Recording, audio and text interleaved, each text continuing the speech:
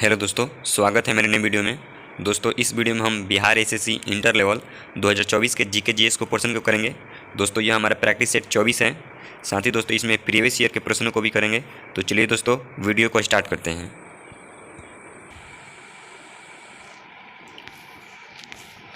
तो दोस्तों यहाँ पहला प्रश्न है, भारत आने वाला प्रथम यूरोपीय था। ऑप्शन है ब्रिटिश, डच, फ्रांसीसी या पुर्तगाली। तो दोस्तों इसका राइट आंसर हो जाएगा ऑप्शन नंबर डी, पुर्तगाली। पुर्तगाली दोस्तों इसका राइट आंसर हो जाएगा। दोस्तों प्रथम पुर्तगाली तथा प्रथम यूरोपीय यात्री वास्को डी गामा 90 दिन की समुद्री यात्रा के बाद अब्दुल मनिक नामक गुजराती पथ प्रदर्शक की सहायता से 1498 में भारत आया था। इसको ध्यान में रखिएगा दोस्तों, 1498 में वो भारत आया था और वो गुजराती एक व्यक्ति थे, गुजराती पथ प्रदर्शक, जिनकी सहायता से वो भारत पहुंचा था, जिनका नाम था अब्दुल मनिक। इनको भी ध्यान में रखिएगा दोस्तों, उनका नाम था अब्दुल मनिक, अब्दुल मनिक, जिनकी सहायता से वो भारत आया था। इन दोनों को भी दोस्तों याद रखिएगा। 1498 ईस्वी में जो पुर्तगाली जो थे वास्को डी गामा वो भारत आए थे, और किसकी सहायता से पूछें तो अब्दुल मनिक की सहायता से वे भारत आए थे। अगला प्रश्न है दोस्तों, भारत के प्रसिद्ध मयूर सिंहासन वो कोहिनूर हीरे को ले गया था। ऑप्शन है नादिर शाह, अहमद शाह अब्दाली, मोहम्मद गौरी या फिर रॉबर्ट क्लाइव। तो दोस्तों इसका राइट आंसर हो जाएगा option number A, Nadir Shah. दोस्तों भारत के प्रसिद्ध मयूर सिंहासन वो कोहिनूर हीरे को नादिर शाह भारत से लेकर चला गया था। दोस्तों नादिर शाह को ईरान का नेपोलियन भी कहा जाता है। इसको भी दोस्तों आप ध्यान में रखिएगा, नादिर शाह को ईरान का नेपोलियन, ईरान का नेपोलियन कहा जाता है, नेपोलियन, ईरान का नेपोलियन कहा जाता है दोस्तों। साथ ही ये मुगल सम्राट मोहम्मद शाह के शासनकाल में भारत पर आक्रमण किया था और यहाँ से मयूर सिंहासन और कोहिनूर हीरा लेकर चला गया था। तो उस समय जो मुगल सम्राट थे वो थे मोहम्मद शाह। इनको भी आप ध्यान में रखिएगा दोस्तों, मोहम्मद शाह, मोहम्मद शाह, मोहम्मद शाह के शासनकाल में वो आक्रमण किया था और मयूर सिंहासन तथा कोहिनूर हीरो को यहाँ से लेकर चला गया था।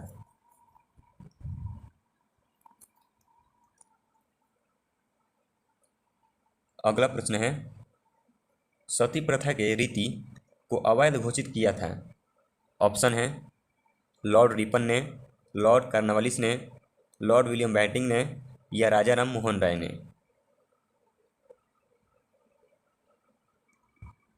तो दोस्तों इसका राइट आंसर हो जाएगा option number C, Lord William Bentinck ने। ऑप्शन नंबर सी दोस्तों इसका राइट आंसर हो जाएगा। सती प्रथा की रीति को अवैध घोषित किया था तो लॉर्ड विलियम बैटिंग ने। तो साथ ही दोस्तों ये 1829 ईस्वी में इन्होंने सती प्रथा के विरुद्ध कानून बनाया था। 1829 ईस्वी में लॉर्ड विलियम बैटिंग ने सती प्रथा के विरुद्ध कानून बनाया था और तथा सरकार की मदद राजा राम मोहन ने की थी। इस कार्य में राजा राम मोहन ने भी सरकार की पूर्ण रूप से मदद की थी। इसको भी आप ध्यान में रखिए दोस्तों। साथ ही इस वर्ष को भी याद रखिएगा कि 1829 ईस्वी में सती प्रथा के लिए इन्होंने, सती प्रथा के विरोध में लॉर्ड विलियम बैटिंग ने कानून बनाया था। अगला प्रश्न है, 1857 में प्रथम भारतीय विश्वविद्यालय खोला गया था। ऑप्शन है मद्रास में, कलकत्ता में, बनारस में या फिर बम्बई में।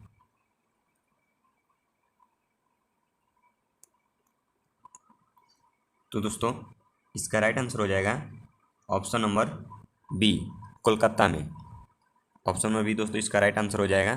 कलकत्ता में 1857 में प्रथम भारतीय विश्वविद्यालय खोला गया था। साथ ही दोस्तों बात करें 1857 में, तो 1857 में तीनों जगहों पर यानी कि मद्रास, कोलकाता और बम्बई, इन तीनों शहरों में 1897 ईस्वी में विश्वविद्यालय की स्थापना की गई थी। लेकिन इन 1857 में सबसे पहले, यदि इन तीनों में बात की जाए कि इन तीनों में सबसे पहले कहाँ पर स्थापना हुई थी, तो कलकत्ता में हुई थी। कलकत्ता में दोस्तों जनवरी 1857 में कलकत्ता में हुई थी स्थापना, जनवरी, इसको भी आप ध्यान में रखिएगा दोस्तों। जनवरी में कलकत्ता में जनवरी 1857 में स्थापना हुई थी। और जुलाई 1857 में बम्बई में दोस्तों आप ध्यान में रखिएगा, जुलाई 1857 में बम्बई में स्थापना की गई थी। और सितंबर 1857 में मद्रास में स्थापना की गई थी, सितंबर में, इसको ध्यान में रखिए दोस्तों, SEP, सितंबर में मद्रास में स्थापना की गई थी, जबकि जनवरी में कलकत्ता में स्थापना की गई थी। और बम्बई में बात की जाए तो जुलाई महीने में बम्बई में स्थापना की गई थी। लेकिन सब मिलाकर दोस्तों देखें तो 1857 ईस्वी में मद्रास, कलकत्ता और बम्बई, इन तीनों शहरों में विश्वविद्यालय की स्थापना की गई थी। यदि दोस्तों बात की जाए यहाँ पर बनारस की, तो दोस्तों बनारस में 1916 ईस्वी में, दोस्तों बनारस में यदि बात की जाए तो बनारस में 1916 ईस्वी में BHU, बनारस हिंदू विश्वविद्यालय की स्थापना एनी बेसेंट के द्वारा किया गया। इसको भी आप ध्यान में रखिए दोस्तों, एनी बेसेंट के द्वारा बनारस हिंदू विश्वविद्यालय की स्थापना किया गया था 1916 में।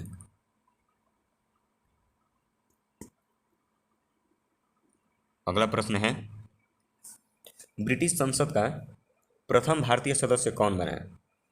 ऑप्शन है बदरुद्दीन तैयब जी, WC बनर्जी, वाचा या फिर दादा भाई नौरोजी। तो दोस्तों इसका राइट आंसर हो जाएगा ऑप्शन नंबर डी, दादा भाई नौरोजी। दादा भाई नौरोजी दोस्तों ब्रिटिश संसद के प्रथम भारतीय सदस्य थे। साथ ही दोस्तों इस बात की जाए दादा भाई नौरोजी के बारे में, तो दादा भाई नौरोजी 3 बार कांग्रेस के अधिवेशन में अध्यक्षता की थी, 1886 में, 1893 में और 1906 ईस्वी में। दोस्तों दादा भाई नौरोजी को grand old man of India कहा जाता है, इसको भी आप ध्यान में रखिएगा, इनको ओल्ड मैन ऑफ इंडिया कहा जाता है। ओल्ड मैन, मैं लिख देता हूँ यहाँ पर, old man of India, old man of India कहा जाता है दादा भाई नौरोजी को। साथ ही दोस्तों इन्होंने 3 बार कांग्रेस का अध्यक्षता, कांग्रेस अधिवेशन का अध्यक्षता किया था, इसको आप ध्यान में रखिए दोस्तों, इन्होंने 3 बार भारतीय कांग्रेस की अध्यक्षता की थी।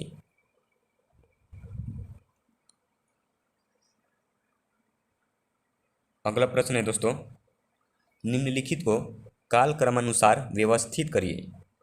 ऑप्शन है गांधी जी की भारत में वापसी, लखनऊ समझौता, प्रथम विश्व युद्ध का प्रारंभ, चंपारण सत्याग्रह। इन चारों को दोस्तों कालक्रमानुसार करना है, अर्थात इसमें कौन सबसे पहले हुआ उसको पहले रखना है और कौन सबसे बाद में हुआ उसको लास्ट में रखना है। तो इसको क्रम से दोस्तों आप सजाइए। यहाँ पर ऑप्शन दिया हुआ है ए नंबर में, इसको मैं थोड़ा सा छोटा कर देता हूँ ताकि आपको ऑप्शन अच्छे तरीके से दिखाई दे। यहाँ पर ऑप्शन दिया हुआ है, ए में है 1 2 3 4, बी में दिया है 3 2 1 4 और सी में दिया हुआ है 2 1 3 4 तथा डी में दिया हुआ है 3 1 2 4। दोस्तों आप इसको मिलान कीजिए, इसका राइट आंसर कौन सा होगा? तो दोस्तों इसका राइट आंसर हो जाएगा ऑप्शन नंबर डी, 3 1 2 4। डी दोस्तों इसका राइट आंसर हो जाएगा ऑप्शन नंबर डी, 3 1 2 4 इसका राइट आंसर हो जाएगा। तो चलिए दोस्तों देख लेते हैं आखिर कैसे।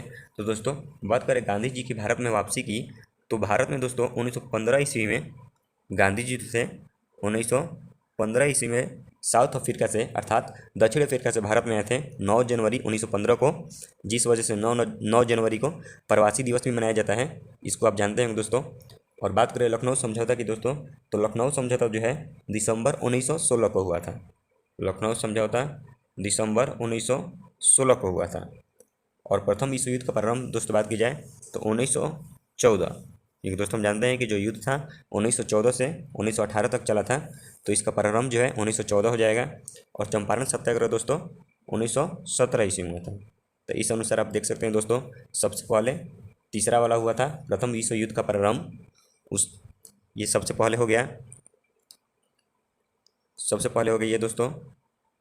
उसके बाद बात की जाए दूसरे नंबर पर हो जाएगा आपका गांधी जी का भारत में वापसी, ये जो है दूसरे नंबर पर हो जाएगा। तथा तीसरे नंबर पर हो जाएगा लखनऊ समझौता 1916 में, ये जो है तीसरा नंबर पर हो जाएगा। और चंपारण सत्याग्रह 1917 में, ये चौथे नंबर पर हो जाएगा। और इस तरह से दोस्तों आपका जो राइट आंसर है वो डी हो जाएगा। 3-1 पहला पर हो जाएगा 3, उसके बाद दूसरे पर हो जाएगा 1, और तीसरे पर हो जाएगा 2, और चौथे पर हो जाएगा 4।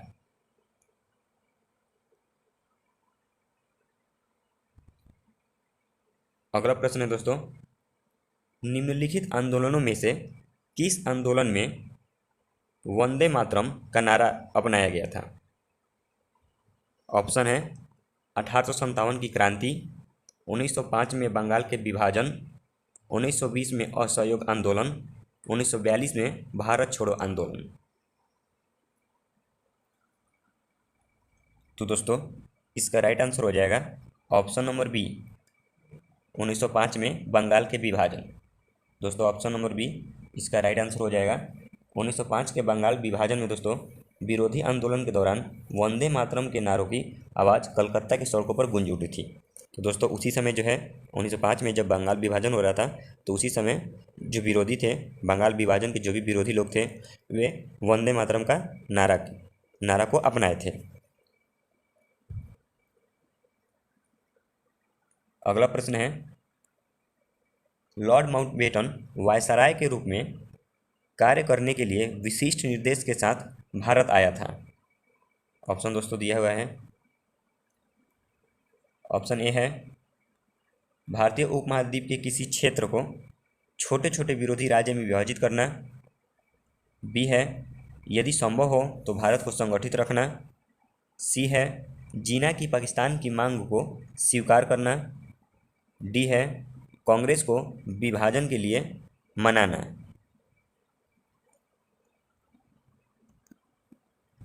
तो दोस्तों इसका जो राइट आंसर हो जाएगा वो हो जाएगा ऑप्शन नंबर ए, भारतीय उपमहाद्वीप के किसी क्षेत्र को छोटे छोटे विरोधी राज्य में विभाजित करना। माउंटबेटन जो था दोस्तों, ये जो है भारतीय उपमहाद्वीप के किसी भी क्षेत्र को छोटे छोटे विरोधी राज्य में विभाजित करने के लिए आया था।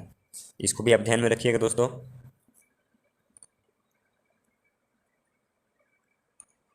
अगला प्रश्न है,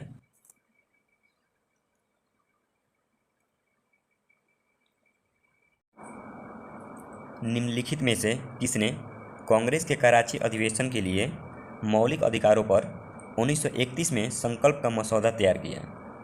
ऑप्शन है doctor B.R. Ambedkar, Pandit Jawaharlal Nehru, doctor Rajendra Prasad या सरदार वल्लभ भाई पटेल। तो दोस्तों इसका राइट आंसर हो जाएगा option number B, Pandit Jawaharlal Nehru. दोस्तों पंडित जवाहरलाल नेहरू ने कांग्रेस के कराची अधिवेशन के लिए मौलिक अधिकारों पर 1931 में संकल्प का मसौदा तैयार किया था। साथ ही दोस्तों बात किया जाए कि कांग्रेस के कराची अधिवेशन का अध्यक्षता किसने की थी, तो 1931 ईस्वी में कांग्रेस के कराची अधिवेशन की अध्यक्षता सरदार वल्लभ भाई पटेल ने की थी। इसको भी आप ध्यान में रखिए दोस्तों, उस समय जो अध्यक्षता थी वो सरदार वल्लभ भाई पटेल ने की थी। सरदार वल्लभ भाई पटेल ने की थी, इसको भी ध्यान में रखिएगा दोस्तों। अगला प्रश्न है, निम्नलिखित में से किसे भारत क्रांति की मां के रूप में जाना जाता है? ऑप्शन है सरोजिनी नायडू, कस्तूरबा गांधी, मैडम भिकाजी कामा या रानी लक्ष्मीबाई। तो दोस्तों इसका राइट आंसर हो जाएगा option number C, madam Bhikaji Cama ने। दोस्तों मैडम भिकाजी कामा को भारत क्रांति की मां के रूप में जाना जाता है। अगला प्रश्न है दोस्तों, अगला प्रश्न है, ल्यूनर सी अर्थात चंद्र समुद्र को संदर्भित करता है। ऑप्शन है चंद्रमा पर एक छोटा सा सागर, पृथ्वी पर समुद्र जो चंद्रमा के गुरुत्वाकर्षण बल के कारण ज्वार आते हैं, या चंद्रमा पर एक घना समतल, या चंद्रमा के प्रकाश द्वारा प्रकाशित एक हल्की जलीय पिंड। तो दोस्तों इसका राइट आंसर हो जाएगा ऑप्शन नंबर सी, चंद्रमा पर एक घना समतल। दोस्तों चंद्रमा पर एक घना समतल जो है चंद्र समुद्र को संदर्भित करता है।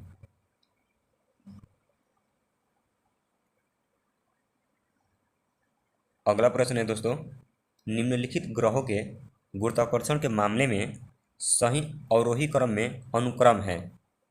ऑप्शन है शनि, पृथ्वी, नेपच्यून, यूरेनस। अगला है नेपच्यून, यूरेनस, शनि, पृथ्वी, या यूरेनस, पृथ्वी, शनि, नेपच्यून, या फिर पृथ्वी, यूरेनस, नेपच्यून, शनि। इसका आंसर कीजिएगा दोस्तों। तो दोस्तों इसका राइट आंसर हो जाएगा ऑप्शन नंबर डी, पृथ्वी, यूरेनस, नेपच्यून, शनि। ऑप्शन नंबर डी दोस्तों इसका राइट आंसर हो जाएगा।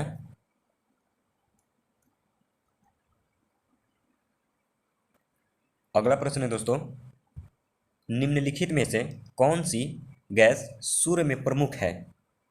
ऑप्शन है हीलियम, हाइड्रोजन, नाइट्रोजन, या फिर ओजोन। तो दोस्तों इसका राइट आंसर हो जाएगा option number B, hydrogen. Option number B दोस्तों इसका राइट आंसर हो जाएगा, हाइड्रोजन। दोस्तों सूर्य जो है हाइड्रोजन और हीलियम साथ ही कुछ अन्य गैसें भी हैं जिनसे मिलकर बना है, लेकिन मुख्य रूप से हाइड्रोजन और हीलियम इसमें भागीदारी देते हैं, जिनकी मात्रा जो है अन्य गैसों की अपेक्षा अधिक है। लेकिन यदि बात की जाए इन दोनों में, हीलियम और हाइड्रोजन में भी, तो हीलियम और हाइड्रोजन में भी सबसे अधिक मात्रा हाइड्रोजन की है। हाइड्रोजन की मात्रा दोस्तों लगभग 73.46% है।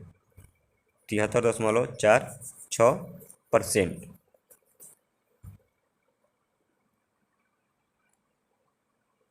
अगला प्रश्न है दोस्तों, पृथ्वी सूर्य से अधिकतम दूरी पर होता है। ऑप्शन है 21 जून को, 3 जनवरी को, 4 जुलाई को, या 23 सितंबर को। तो दोस्तों इसका राइट आंसर हो जाएगा ऑप्शन नंबर सी, 4 जुलाई को। दोस्तों पृथ्वी जो है सूर्य से अधिकतम दूरी पर 4 जुलाई को रहता है, जबकि 3 जनवरी को बात की जाए तो 3 जनवरी को पृथ्वी जो है सूर्य से निकटतम रहता है। 3 जनवरी को दोस्तों यदि बात किया जाए तो 3 जनवरी को पृथ्वी जो है सूर्य से निकटतम रहता है,